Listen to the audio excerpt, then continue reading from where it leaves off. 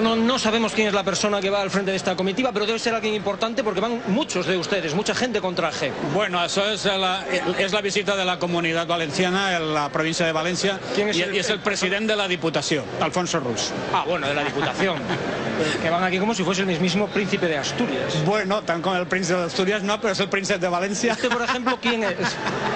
No, yo soy diputado provincial y soy del Partido Socialista. ¿Cuántos alcaldes han venido de la provincia de Valencia? Los alcaldes que vienen no sé, pero las poblaciones seremos unas 15 o 20. ¿Y diputados, por ejemplo, de su partido, de los socialistas valencianos, cuántos han venido? De los socialistas hemos venido 5. 5. Se supone que del PP, que son más, habrán venido más. Se supone que sí. De Compromís, que son un poco menos, habrán venido menos. Habrán venido menos. Pero de todos los partidos han venido representación. Han venido representación, o por lo menos la tenían anunciada. Hoy y mañana. Hoy y mañana hasta mediodía. Vale. Todas las preguntas han sido fáciles. Fáciles. Ahora tengo que hacer una difícil. Una difícil. Si no me una difícil. ¿Quién paga todo esto? Los viajes de políticos, diputados, alcaldes, presidente de la Diputación, técnicos que se desplazan desde sus lugares de orígenes hasta Fitur.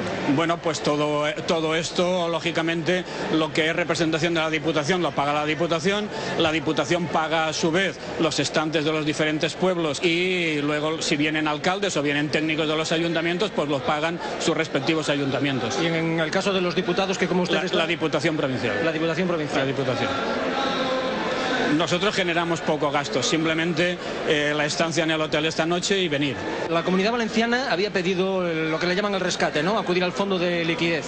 Sí, bueno, yo soy diputado en la oposición, no tengo más datos, pero efectivamente la Comunidad Valenciana el año pasado pidió acogerse al fondo y supongo que este año todavía no lo ha dicho, pero me imagino que sí.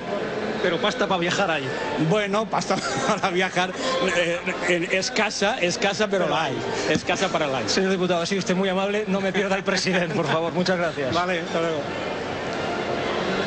Y se ríen. Bueno, es que gracia tiene.